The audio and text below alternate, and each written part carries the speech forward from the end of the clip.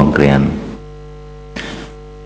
Terima kasih Datuk Yang Dipertua kerana memberikan juga saya peluang untuk bersama-sama membahaskan undang-undang perlindungan data ini, dan saya pun tidak akan mengambil masa yang panjang untuk mengambil bahagian.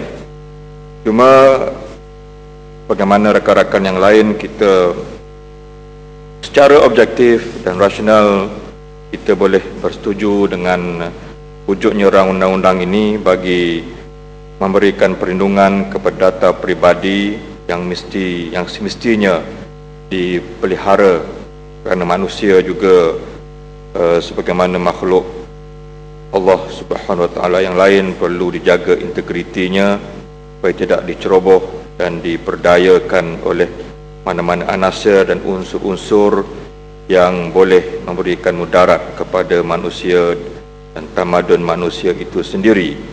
Dan untuk itu kita tidak ada masalah untuk memberikan dukungan dan sokongan kepada kelulusan undang-undang ini. Cuma agak terkilan dengan pandangan daripada Kota Belud tadi yang mengatakan bahawa seolah-olahnya kita tidak peka dan kita tidak prihatin, dan mengatakan dengan menggunakan istilah below the belt, kita memberikan komentar ikhlas kita tentang bagaimana satu-satu data maklumat itu mesti dipelihara, sedangkan kita bersetuju data yang berbentuk peribadi ini mestilah kita pelihara, apatah lagi maklumat itu berkaitan dan bersangkutan dengan keselamatan negara. Maka inilah sudah pasti kita amat peka supaya bukan sekadar manusia yang berada di negara Malaysia ini, tetapi negara itu sendiri juga istilah dipelihara akan data-data dan segala maklumatnya. Mungkin Kota Belud perlu lebih arif tentang perkembangan politik antarabangsa, yang kita menyaksikan bahawa sebagaimana yang dinyatakan oleh yang rakan saya bertumpat tadi, bahawa maklumat-maklumat itu bukannya datang daripada sebelah sini, tetapi didedahkan ataupun diperbincangkan dalam kabinet, dalam ucapan menteri sendiri tentang terdedahnya negara kita kepada pembelian ataupun pengintipan ataupun pembocoran rahsia-rahsia negara ini. Skandal Watergate sebagai contoh, Cuba misal krisis sebagai contoh. Kemudian bila kita membaca banyak artikel-artikel dalam perbincangan para diplomat ataupun perbincangan kerahsiaan di peringkat intelligence pro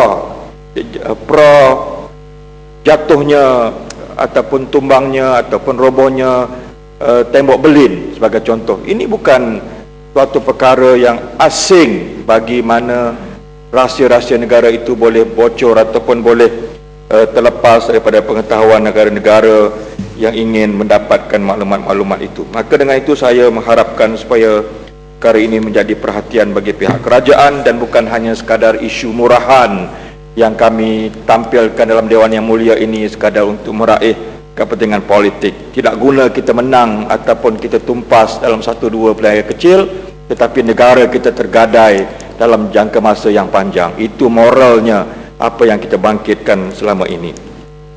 Datuk Yang Bertua, menyentuh dengan data peribadi ini sebagaimana rakan-rakan yang lain, memang saya sendiri punya pengalaman peribadi bagaimana kadang-kadang dihubungi dengan telefon, dihubungi dengan email, bagaimana syarikat-syarikat, sama ada syarikat-syarikat pelancongan, syarikat-syarikat keuangan, syarikat-syarikat otomotif yang kita cukup terkejut memberikan kita peluang oleh kerana kita memiliki ataupun katakan punya kelayakan, ataupun dia boleh memberitahu kita bahawa kita telah menjadi pelanggan yang baik kepada sebuah bank ataupun institusi keuangan.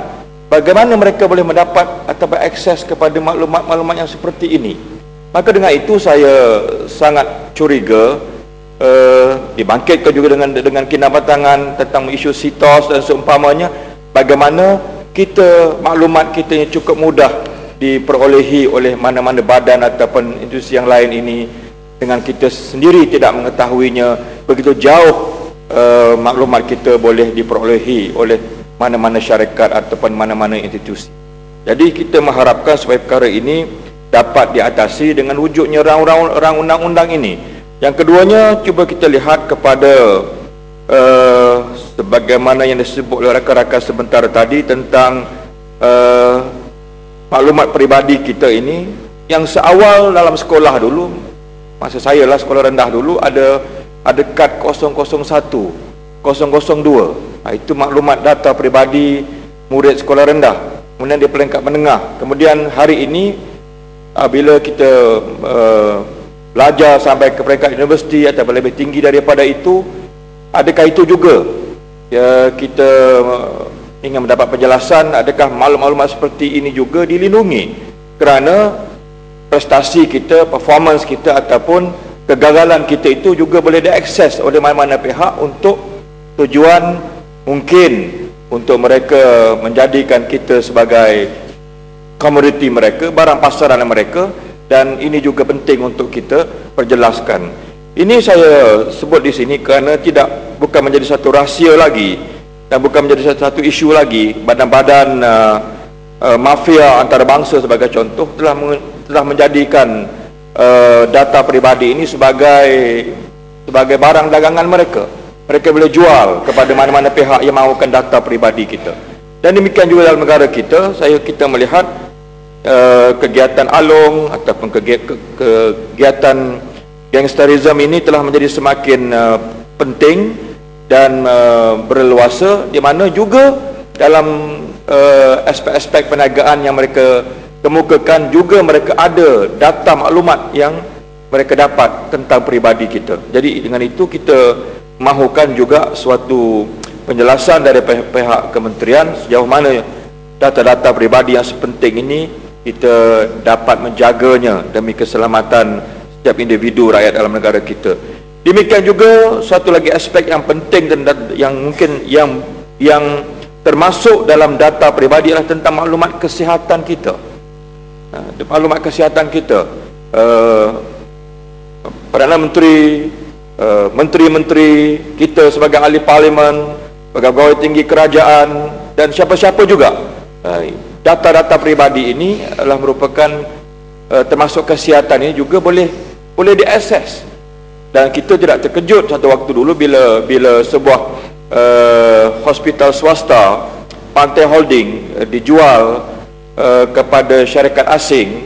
Kemudian syarikat asing mengambil alih hospital ini, maka sudah tentu maklumat-maklumat tentang data-data kesihatan ini akan juga terdedah kepada negara asing. Dan kita tentu maklum bahawa dalam menentukan pasaran saham pun maklumat peribadi kesihatan pemimpin dunia ini boleh menjadi faktor kepada naik atau turunnya harga pasaran saham. Dan demikian juga kalau kita melihat secara holistik, di mana maklumat peribadi tentang kesihatan ini juga menjadi suatu yang penting kepada mana-mana agen-agen pengintipan yang ingin melakukan mendapat satu gambaran yang jelas tentang tahap-tahap kesihatan pemimpin-pemimpin dalam negara kita. Maka dengan sebab itulah saya melihat adakah dengan terjualnya ataupun apabila sebuah syarikat, hospital swasta ataupun syarikat-syarikat korporat di mana ada peruntukan yang menyatakan syarikat asing boleh mengambil alih syarikat-syarikat tempatan ini, dan bagaimana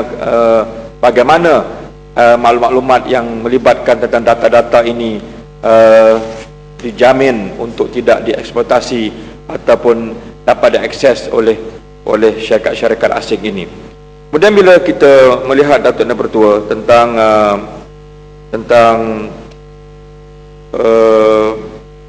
Seksyen 146 ini, saya juga melihat tentang bagaimana akta ini juga bertujuan untuk melantik seorang Pesuruhjaya Perlindungan Data Peribadi. Dan demikian juga sebagaimana saya melihat ini mungkin diambil contoh daripada oleh kerana akta baru, bagaimana juga kita membahaskan tentang Akta SPRM dulu, Suruhanjaya Pencegahan Rasuah Negara. Ada pula yang satu badan yang dinamakan Badan Penasihat Perlindungan Data Peribadi. Ini saya mengharapkanlah mengambil iktibar dan pengajaran daripada badan-badan penasihat. Bagi contoh SPRM, saya sendiri menjadi anggotanya. Jadi saya juga menyatakan tentang daripada aspek efisiensinya, keberkesanannya, di mana badan-badannya janganlah hanya sekadar ditubuh sekadar memenuhi kehendak undang-undang ini, tetapi mestilah berfungsi untuk mencari satu jalan penyelesaian terbaik terhadap perkara yang disebut ataupun dalam bidang kuasa yang diberikan kepada badan penasihat ini. Jadi sekadar itu sebagai mengambil bahagian dalam perbahasan ini, dan terima kasih.